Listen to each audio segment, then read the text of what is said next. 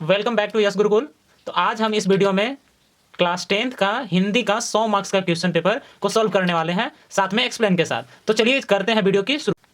चलिए तो पहला क्वेश्चन पढ़ते हैं हम लोग। विष के दांत पाठ की विद्या है। तो विष के दांत क्या है? एक कहानी है, हम लोग को पता है, जिसमें एक खोखा नाम का एक नैलाक बच्चा होता है, उसी का कहानी है। दूसरा क्वेश्चन है, विशेषण की विशेषता बतलाने वाले शब्द को क्या कहते हैं?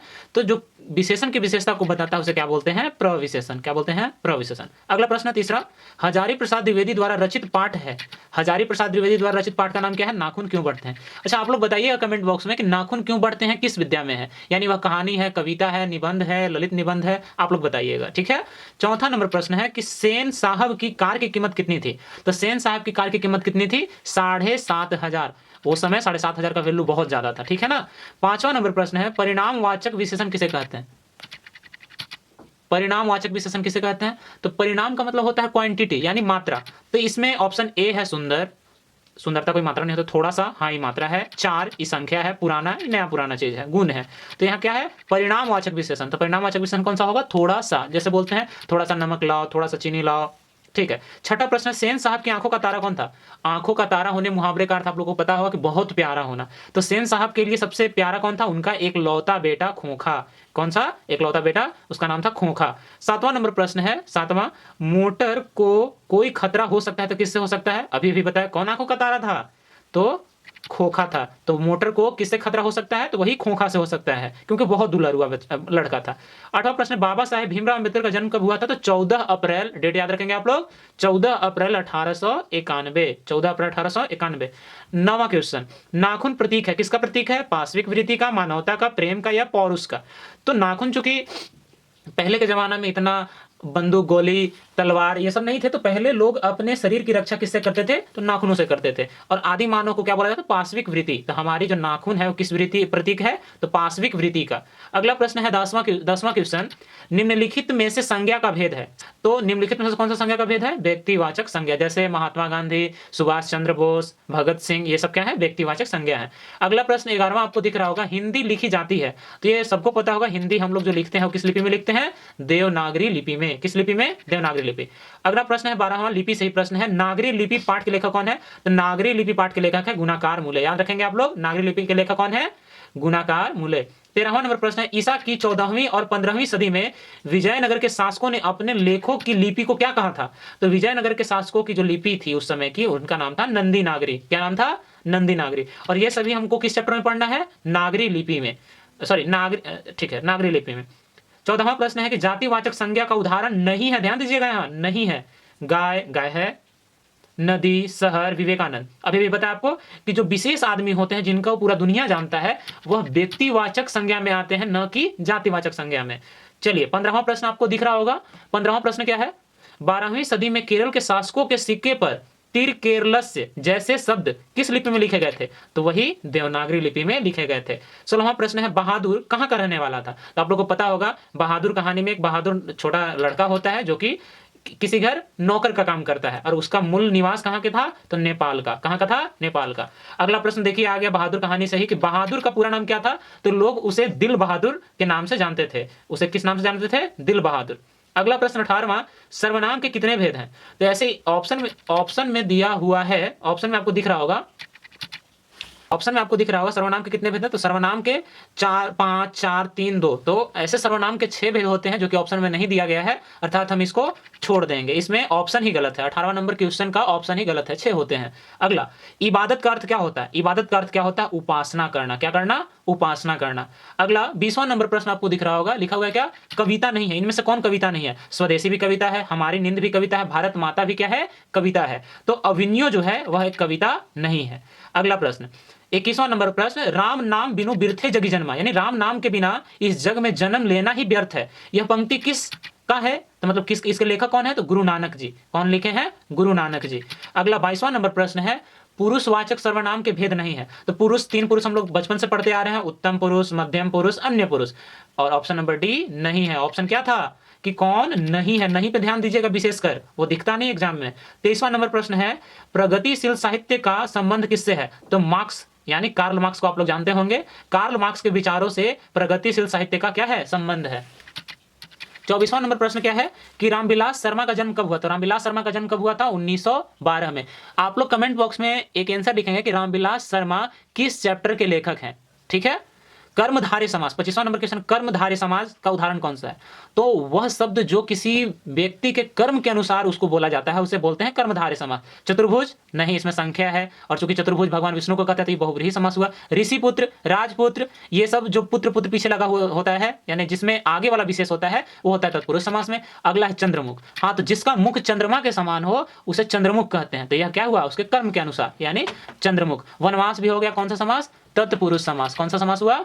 तत्पुरुष समास। अगला प्रश्न है बिरजू महाराज का संबंध किससे था? तो बिरजू महाराज क्या करते थे? डांस करते थे। और कौन सा नृत्य करते थे? कथक। कौन सा नृत्य करते थे? कथक नृत्य करते थे। अगला प्रश्न है बिरजू महाराज खुद को किसका शागिर्द मानते थे? शागिर्द, तो वो अपने माता के शागिर्द मानते थे। बिरजू महाराज किसको अपना किसका शागिर्द मानते थे? अपनी माता का। 28वां नंबर प्रश्न, नाखून कहानी है, तो कौन सा कहानी है? नाखून क्यों बढ़ते हैं? नहीं, कहानी नहीं है। नौबत खाने वाद, ये भी कहानी नहीं है। परंपरा का मूल्यांकन भी कहानी नहीं है। बहादुर चैप्टर से बहुत सारा क्वेश्चन आया, इसलिए आप लोग ध्यान दीजिएगा। 2024 का जो एग्जाम होने वाला है उसके लिए बहादुर चैप्टर भी बहुत इंपॉर्टेंट है। 29 नंबर क्वेश्चन आप लोग देखिए, अज्ञेय का पूरा नाम क्या है? तो आप लोग को बता दो कि अज्ञेय का पूरा नाम क्या है? Sachchidanand Hiranand Vatsyayan Agyeya. Option number D, option number D. अगला प्रश्न, फिर से कर्मधारय समास का उदाहरण नहीं है, फिर से आपकी नहीं है। कर्मधारय समास का उदाहरण क्या नहीं है? तो चवन्नी। क्या नहीं है? चवन्नी। अच्छा, आप लोग कारण बता सकते हैं चवन्नी क्यों नहीं है? तो बोलिए कि भैया चवन्नी में 4 आ रहा है और जिसमें संख्या आता है उसे द्विगु समास कहते हैं, न कि कर्मधारय समास कहते हैं। बहुत बढ़िया। 31वां नंबर प्रश्न देखेंगे, हिंदी कविता में प्रयोगवाद का सूत्रपात किसने किया? तो हिंदी कविता में प्रयोगवाद का सूत्रपात किसने किया? तो सच्चिदानंद हीरानंद वात्स्यायन अज्ञेय। अगला प्रश्न है, द्वितीय विश्व युद्ध में परमाणु बम कहां गिराया गया? हम लोग इसको इतिहास में भी पढ़े हैं कि द्वितीय विश्व युद्ध में 6 अगस्त तथा 9 अगस्त को हिरोशिमा तथा नागासाकी पे बम गिराया गया। और वो किस देश के नगर थे? तो जापान के थे। कहां के थे? जापान। और कौन गिराया था ये आप भी बता दीजिएगा? अमेरिका, संयुक्त राष्ट्र अमेरिका। अगला 33वां नंबर प्रश्न है, अभिनयो किस देश में आता है? तो अभिनयो किस देश में आता है? फ्रांस देश में आता है। 34वां नंबर प्रश्न है, लेखक के पिता ने कितनी मछलियां खरीदी थी? जो मछली कहानी है जिनके लेखक कौन है? विनोद कुमार शुक्ल। तो लेखक के पिता ने मछलियां कितनी खरीदी थी? तो मछलियों की कुल संख्या कितनी थी? 3 थी। ठीक है। अगला, लेखक ने अपने पिता से क्या मांगना चाहा था? सॉरी, 35वां नंबर प्रश्न हम लोग छूट गए। जहां दोनों पद प्रधान होते हैं उसे कौन सा समास कहते हैं? अच्छा, आप बताइए, आपके लिए इंपॉर्टेंट दाल है या भात है या दोनों है? तो आप बोलिएगा दोनों है। आपके लिए माता इंपॉर्टेंट है या पिता? तो आप बोलिएगा दोनों है। तो जिसमें दोनों पद प्रधान होते हैं उसे बोलते हैं क्या? द्वंद्व समास। जैसे माता पिता, दाल रोटी, दिन रात। अगला प्रश्न, 36वां नंबर प्रश्न, लेखक अपने पिता से क्या मांगना चाहता था? तो किताब मांगना चाहता, खिलौना मांगना चाहता था, किताब मांगना चाहता, पैसा मांगना चाहता था या मछली? तो हाँ, जो पिताजी 3 मछली खरीद के लाए थे, तो उनके जो बेटे थे वह चाहते थे कि पिताजी मछली दे दे, हम उनको क्या करेंगे? बड़ा करेंगे और उनके साथ खेलेंगे। उन्हें काट कर खाना नहीं चाहते थे।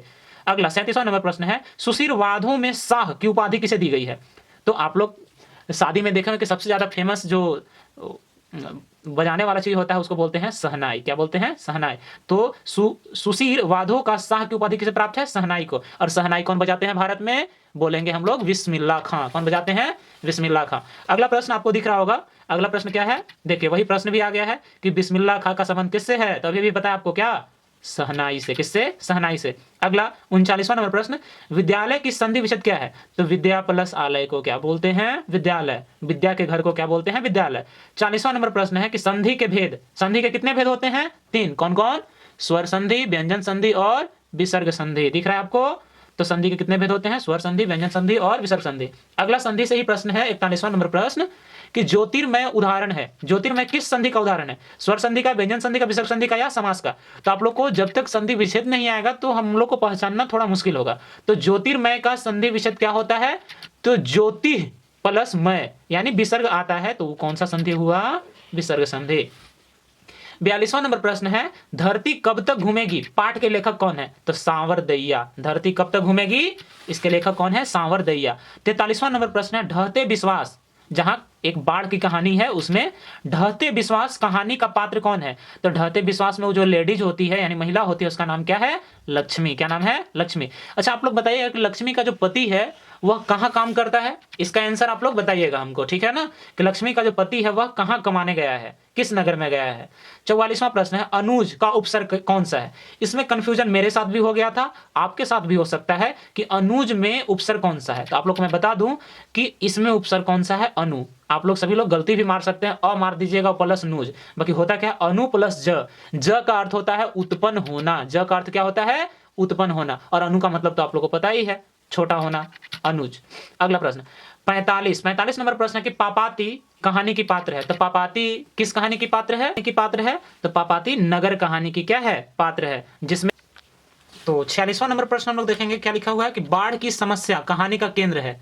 तो बाढ़ की समस्या किसमें बताया गया है? अभी तुरंत हम पीछे बताए हैं।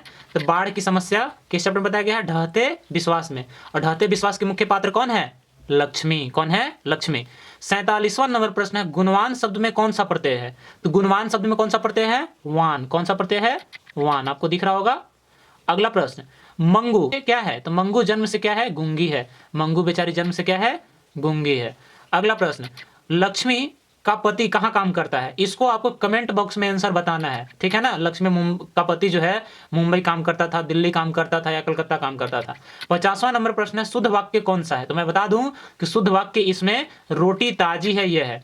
तो यदि आपको यह वीडियो अच्छा लगा हो तो आप अपने 10वीं क्लास के जो एग्जाम देने वाले हैं या जो देना चाहते हैं उनको आप इस वीडियो को जरूर शेयर कीजिएगा। आई होप कि आपको यह वीडियो अच्छा लगा हो। मिलते हैं अगले सब्जेक्ट के साथ, तब तक के लिए जय हिंद, जय भारत, भारत माता की जय।